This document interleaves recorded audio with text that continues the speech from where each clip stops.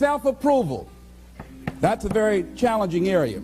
Now, why is that challenging? Ladies and gentlemen, that's where most people get stuck, in the area of self-approval. That's a stage that a lot of people get there, and they never move out of that area. Why? Well, for a variety of reasons. Many things can contribute to our not approving our dreams, our not feeling good enough. A lot of things can contribute to that. Many of us never live up to our potential or don't approve ourselves because we never had anybody to believe in us. Looking at some of the things that keep us from approving ourselves, that we've all done some things that we don't feel good about. Things that if we had to do those things over again, we would not do those things, or we would do things differently. So part of what we must do in order to begin to move into your greatness, you got to remove a major energy block. And that is dealing with the issue of forgiveness. People that have hurt you, someone who's done you wrong. Make a list, and things that you have done that you feel bad about, that you regret. Make a list. You know, maybe a time when you weren't a good father or a good mother or a good brother or sister, or you were a bad child, or you didn't do a good job, or you lied, or you were dishonest, or you stole. No one knows this but you, or something you feel good about, so you know, there's a real dog in me to do that. Something you just really regret. So we make a list of all those things. All of us have some of that. Somebody said there's some good in the worst of us and some bad in the best of us. So none of us escape. Now here's something I want you to do. I want you to become involved in an active process to get some clutter out of your life. So if there's any area in your life that you need to clean up, start working on it. I'm going home tonight to clean my closets. Any of you got any cluttered closets? Oh, raise your hand, please. Good. Let's go home. Let that be our task this week. See, the first law of the universe is order. Go home and clean the closet out. Get the clutter out. Start letting some of this junk go to make some room for something else. Do that with people. There's some people who's cluttering up your life. They serve no purpose whatsoever. They're just holding and occupying a space that somebody useful, positive, nurturing, and contributing could be holding that space. You don't even have time to look to see what else is out there because you all have all of these people surrounding you that's not enabling you to grow. So look at what is it I need to get out of my life. Just start cleaning this stuff out.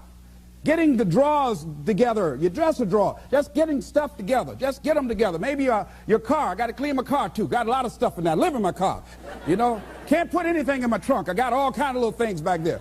2 of my children back there in the trunk, you know. Everything, stuff everywhere. So I say, hey, let me get this together. See, whatever you have in your environment is a reflection of your consciousness.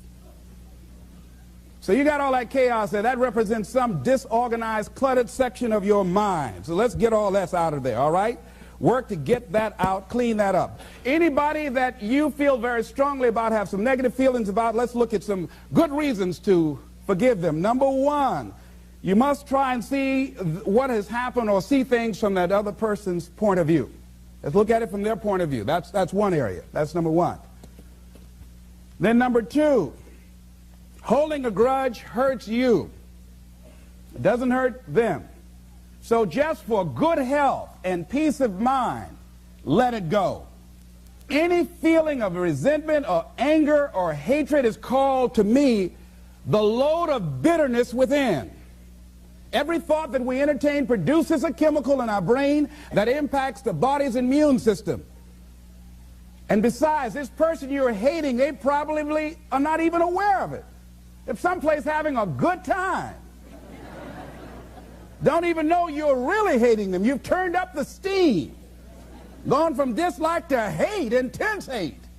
And here you are killing yourself, making yourself vulnerable to various types of illnesses, putting yourself in bad health. And I say that person is not worth your sacrificing your health or 1 minute of peace of mind. 1 minute of anger robs you of 60 seconds of happiness. So decide it doesn't matter.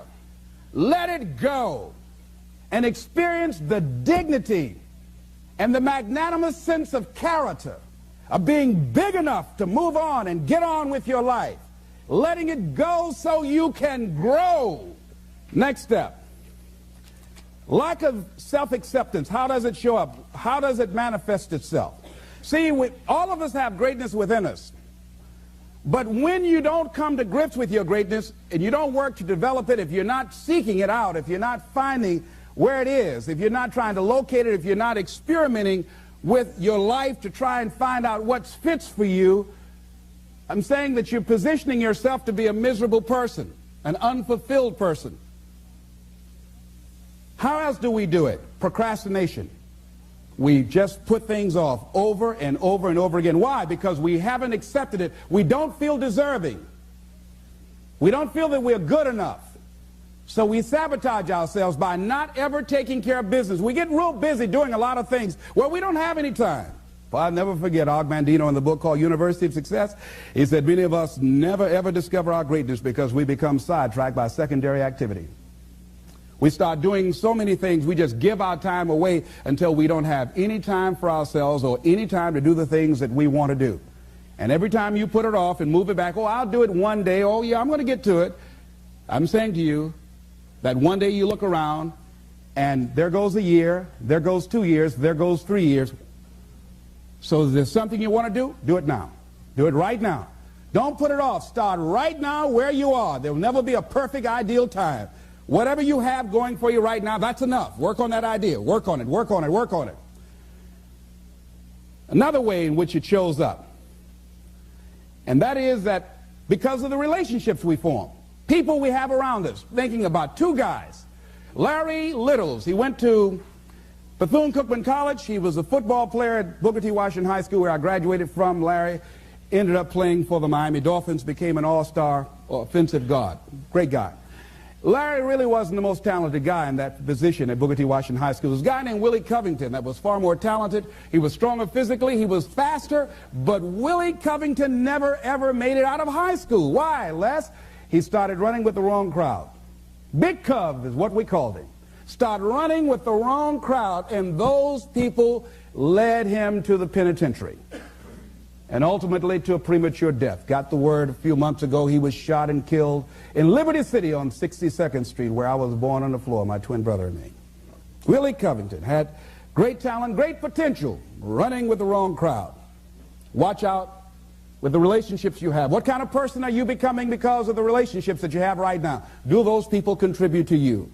Do they help you grow and develop yourself? What kind of person are you becoming? People who have not accepted greatness for themselves, these people don't study, ladies and gentlemen. These people don't study. They don't have time for personal growth and development. They don't have time to work on their minds. No, they don't have time for that. Too busy for that. People can affect us. Our peers can affect us. Our environment can affect us. Just working consciously to overcome the poverty consciousness that I was raised in. The feeling constantly of saying, Les Brown, you deserve this. There's no need for you to be afraid. It's not too good to be true. It's true because you've earned it.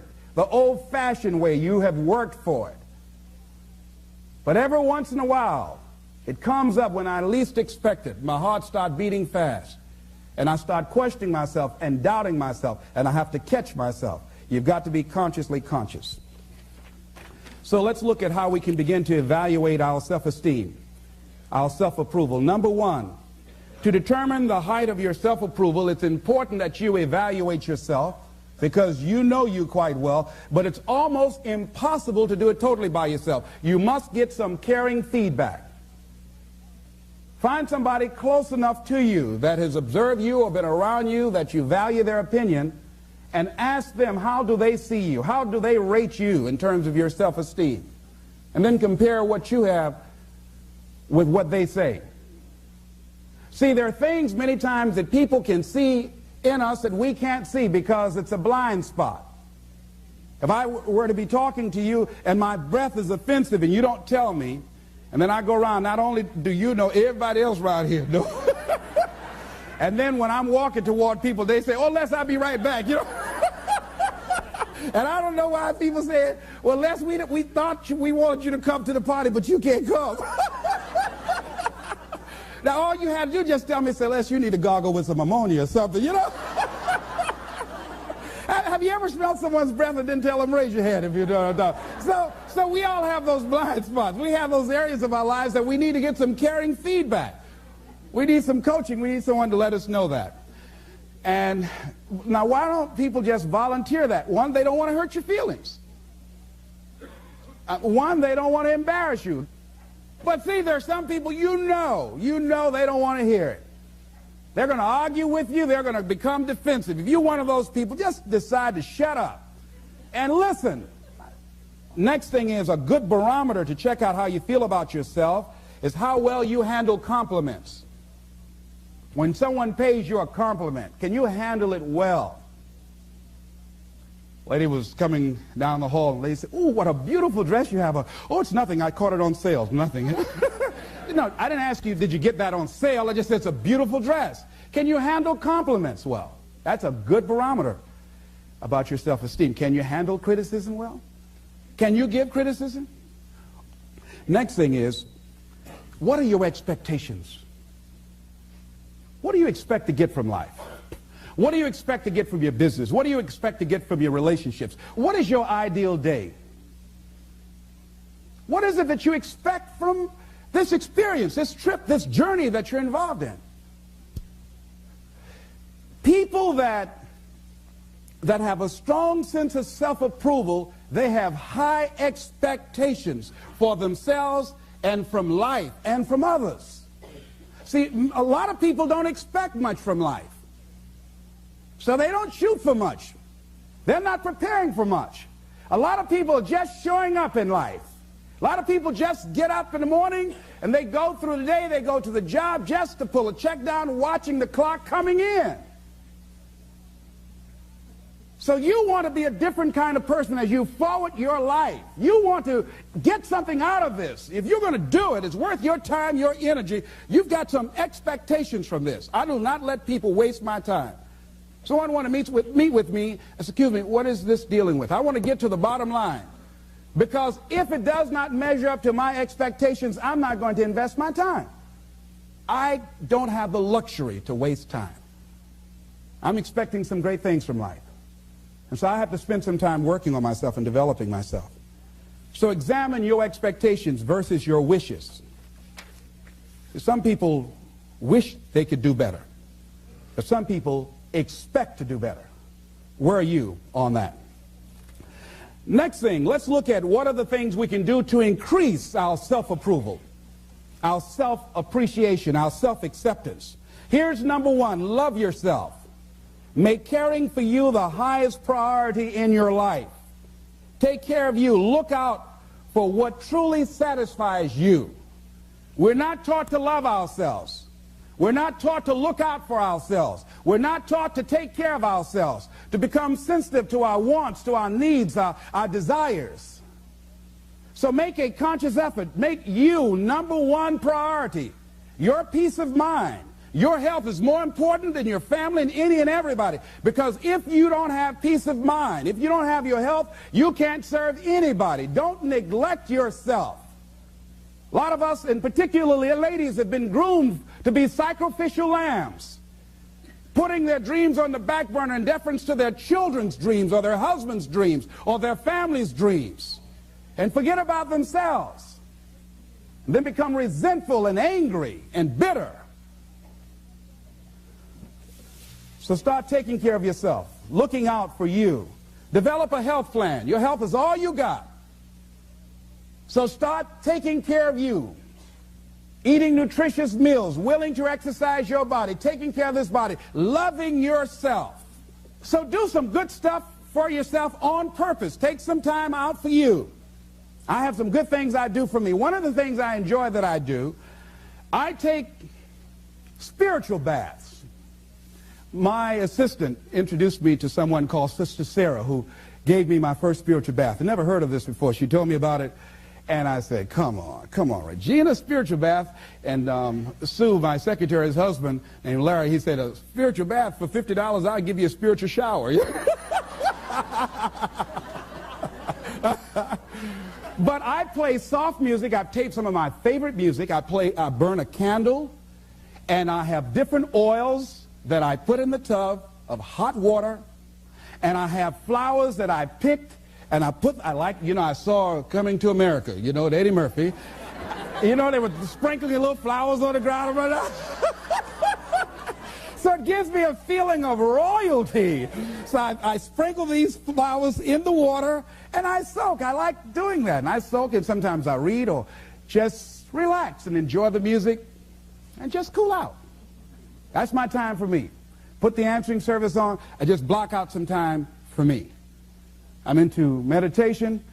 I've been working and exercising now, just doing some things for me, taking care of myself mentally, emotionally, and spiritually, and physically. You can't develop and manifest your greatness. You can't be a high achiever if you don't feel good. You don't take care of yourself. So I'm taking care of me. And then you know what? It takes the edge off your life. It helps you to manage things rather than allowing them to manage you. Gives you more personal power to deal with stuff. Take care of you. Now here's something else I suggest for you. Become aware of what your needs are and develop compassion toward yourself despite your human defects. Develop compassion for yourself despite your human defects. You will never be perfect. Hello? You will never be perfect. You're human. You've made a lot of mistakes. You've done a lot of dumb, stupid things. Guess what? You're not through yet. You're going to do some more. Hurry up and get it over with. It's all right. Got to learn to be gentle with yourself. Make it all right.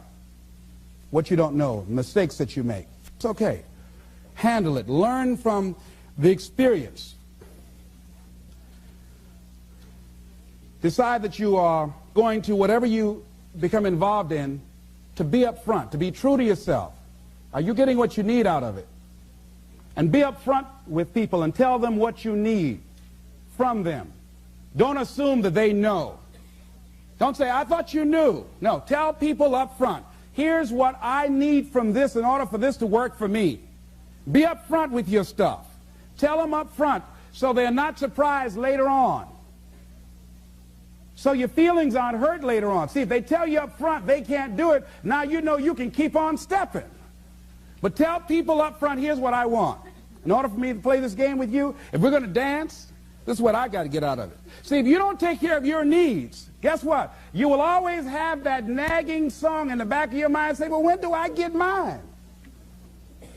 When am I going to start enjoying this? Are we going to have a good time together?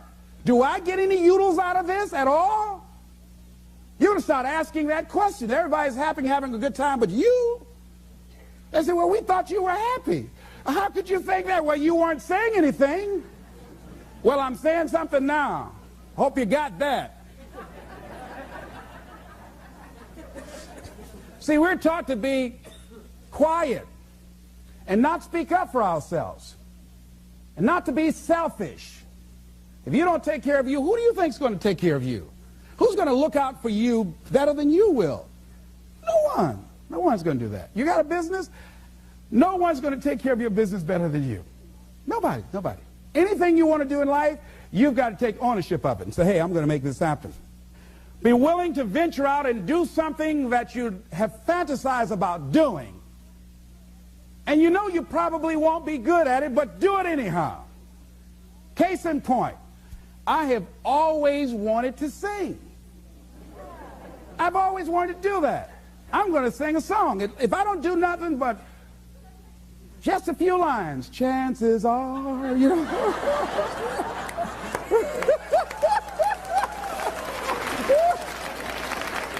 Now, I might not be a Luther Vandross, you know, or an Andy Williams, you know, but it might be a little Perry Como up in there, a little Mathis and Nat King Cole. Next thing is avoid people and situations that upset you. Hello? See, there's some people that know just how to push your button. They know just what to say. So, you know what? I don't even deal with them. I just avoid, excuse me. Hey, I want to talk about something. I understand, excuse me. I'll be right back. Now, you might call that cowardly, but I'm not going to expend any energy arguing with anybody. Life is too short, ladies and gentlemen, and unpredictable. I don't want to spend my time arguing with anybody, so I avoid situations that will get me upset. I don't argue with people. I avoid things. I don't look at movies that frighten me. Last frightening movie I saw was The Exorcist. I never saw another one after that. I never forget going home. At that time I was married, and I was blowing the horn, going up into the driveway. I said, "Open the door."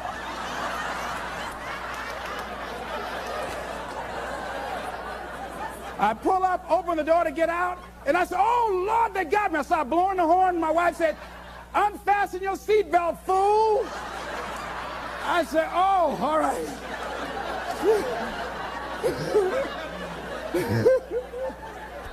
That movie scared me out of my wits. So I don't look at scary movies. I'm one of the people in a scary movie like this. Tell me what's happening now. Tell me what's happening. I threw popcorn all over everybody. That girl was spitting on those people. I don't do that. No. No, so I slept in the house with lights on all over the house for 2 weeks. I was embarrassed. My children said, "Daddy, turn the lights off." No. So I just avoid things. I go see comedies. I love Danny DeVito and Steve Martin. I like things that make me laugh, make me feel good, like the little boy in me. Life is just too serious. Here's something else that can help to increase your self-esteem. Draw the line, ladies and gentlemen. There are certain things that we just go through life just taking, and at some point, you just got to draw the line and just say enough is enough. You got to do that with yourself. Just draw the line. You know, see, how I manage my food choices, I get on a scale every day. If I get to a certain level, that's a crisis level. I just get down, start doing setups right there. Look at, hey, right away. If my income dropped to a certain level, I go crazy. I start working like, you see this callus on my ear? You see that callus right there? That's how that callus got there. You know, my income dropped. And I made 200 calls a day as punishment. Don't you ever let this happen again. Because I'll never, never, never be broke again. So you got to draw a line. You just got to draw. There's certain things that you just don't permit. If you got negative people in your life, just warn them. Say, look here. I was talking to someone I love very much, had a just dynamic relationship with. So look here. I can't grow from that. If you're persistent in saying those kind of things to me, I'm saying to you right now, I won't tolerate that. And I will terminate this because I'm not going to expose myself to this type of humiliation. I don't like that.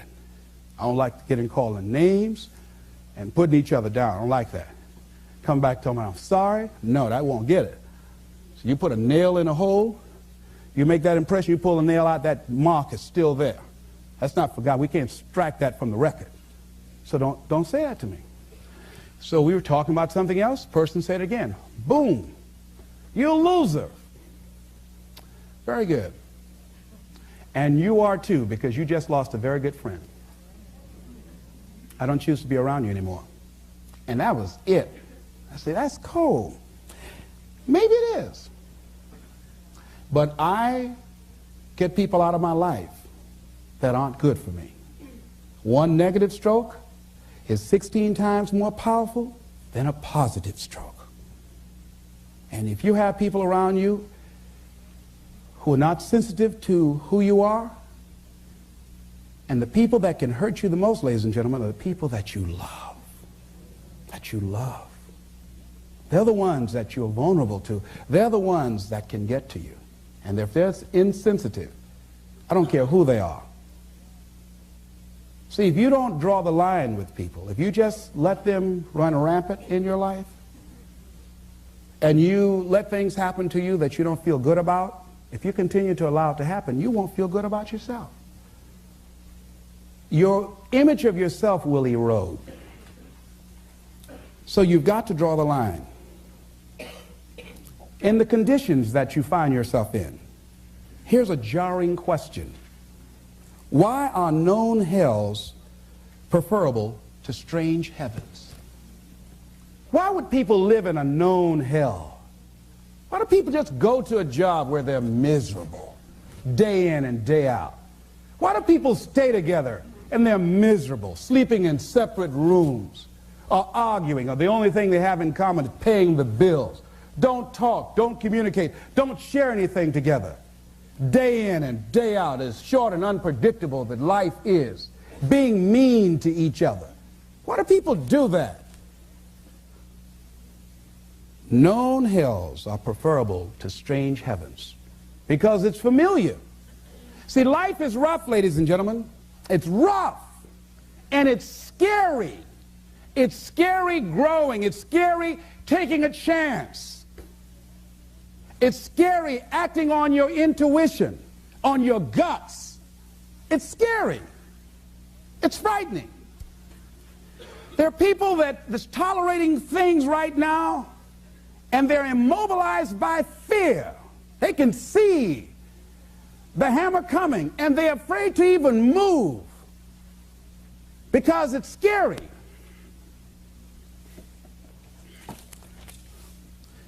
Theodore White said something. To go against the dominant thinking of your family, friends, and those people you associate with every day is perhaps the most difficult act of courage you will ever perform.